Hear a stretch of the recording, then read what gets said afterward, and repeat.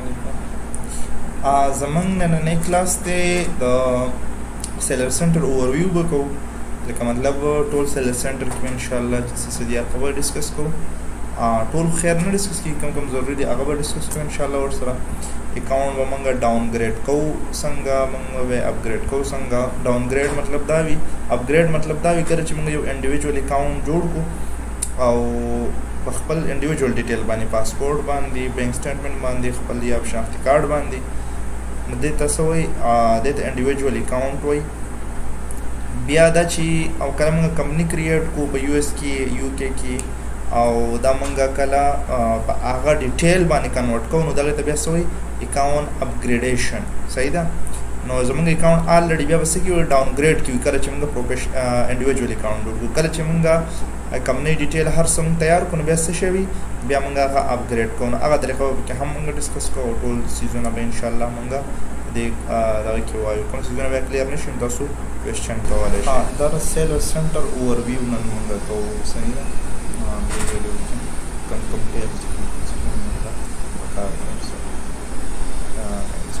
understand conversation.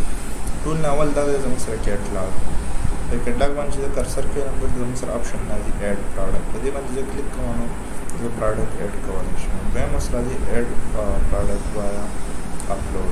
دې کې زه فلیټ فایل په توګه باندې پروډکټ اپلوډ کولی شم.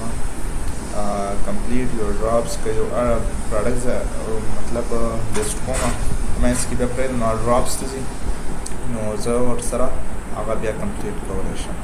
یو سیلینګ اپلیکیشن کله چې زه یو پروډکټ لیست کوم او د هغې لپاره اپروول پکار وي یا انوایس ریکوایرډ وي، نو هغه چې زه ورته اپلوډ کوم نو هغه بیا څه وي؟ هغه انډر ریویو وي د امازان. صحیح ده؟ هغې ته څه وایي؟ سیلینګ اپلیکیشن. هغه اپلیکیشن بیا موږ چیک کوو چې یاره اپروو شوی دی که ډکلاین شوی دی. دې ځایونه موږ امپروو لیسټینګ کوالټي، دا هم امازان موږ ته سجیشن نه کوي.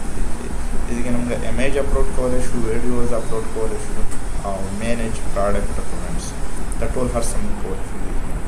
دویم دی مینیج انوینټري. کله کوم پروډکټ چې موږ لیست کړی وي پرې مینیج آل انوینټري چې کلیک وکړو نو هغه پروډکټ موږ ته ښکاري. مینیج سیلر فلفل پروډکټ، په دې باندې موږ خپل بي ایم پروډکټ کتلی شو. سیل ګلوبلي کله چې په دې باندې موږ کلیک والو نو موږ بیا په ټوله دنیا کې مطلب په کوم ځای کې چې امازان فلفلمنټ سنټر اویلیبل دی نو په هغه باندې بیا موږ رسولی شو. صحیح ده؟ او دا به موږ کې پرېږدو. بیا مینیج بي اے انوینټري دې چې کوم دی نو هم موږ کتلی شو. دې نه به موږ بي اے انوینټري کتلی شو.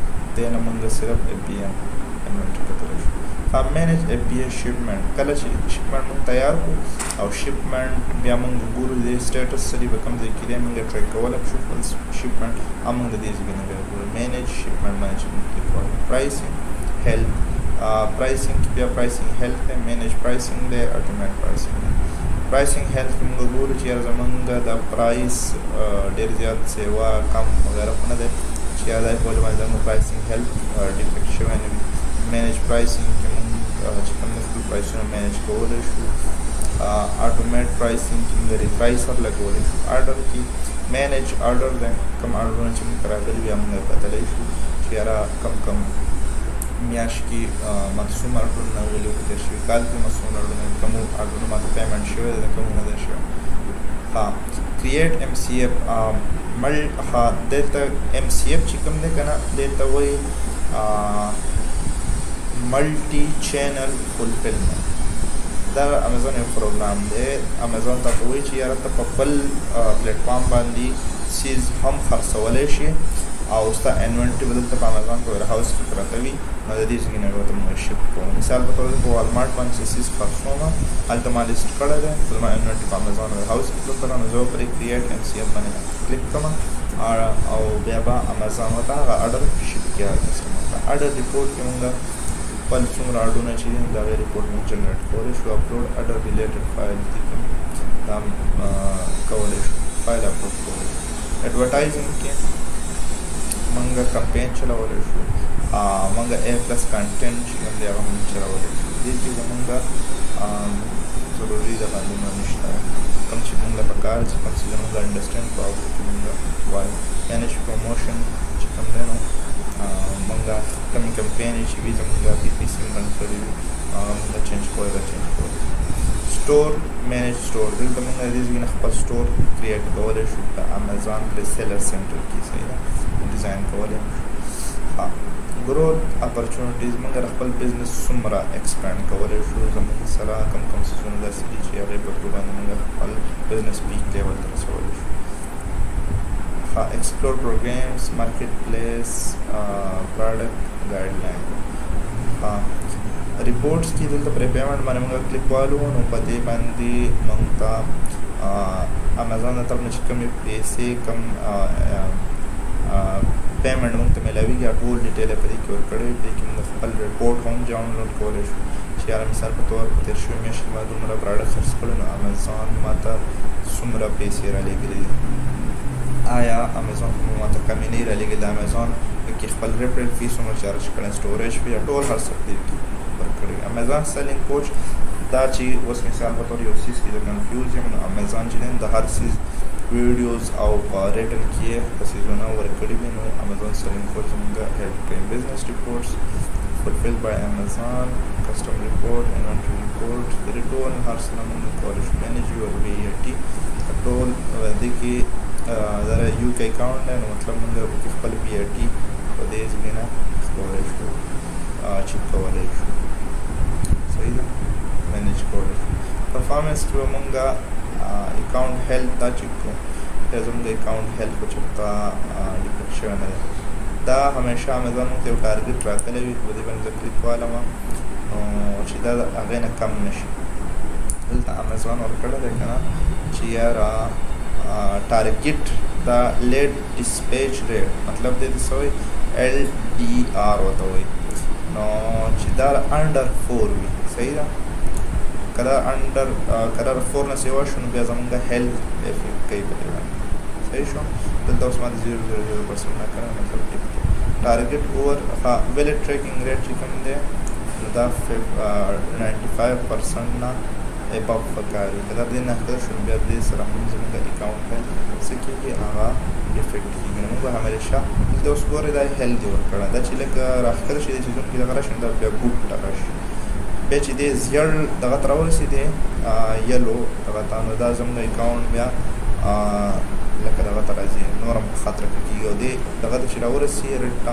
اکاونټ زموږ سسپینډ کېږي په همدې د وجې صحیح ده نو موږ به اکاونټ هیلث په ډیلی بیس باندې پارټنر نیټورک سیلینګ پارټنر اپ سټور ته زموږ لپاره ضرورت نه دی B2B کې هم ته ضرورت نشته بس دغه څیزونه چې کوم ضرورت دی نو هغه به موږ ډسکس کړه دې ځای نه چې کوم دی اوس مثال په طور سره امیزان سره څه کیس اوپن کومه یا دې زما څه کویري ده یا بل څه خبره ده نو زه به امیزان سره په دې طریقې باندې کانټیکټ کولی شم هیلپ باندې ما کلیک واغوستلو دلته به زه خپله ایشو اوس ډسکرایب کړم امیزان ته کنفرم باندې به کلیک والم که مثال په طور دلته زه خپله ایشو ډسکس کړم او بیا ما ته د هغې لاندې څه انسر میلاو نه شي نو زه به بیا کنټیکټ اس باندې ورسره کلیک کوم صحیح ده دې ځای نه مونږ خپل اپډیټ بیا کتلی شو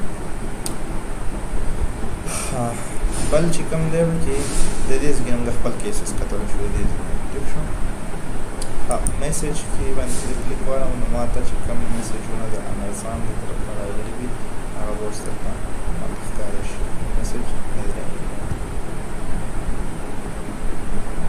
ټیک شو نو د دې ځای نه مونږ خبره وکړه چې مونږ کیس اوپن کولی شو د امیزان سره په اسانه طریقې سره دومره سخته نشته سیټینګ کې اوس مثال په طور زه خپل اکاونټ اپګریډ کوم یا ډیګریډ کوم ډاونګریډ کوم نو هغې کې مونږ دلته چې راشو اکاونټ انفو ته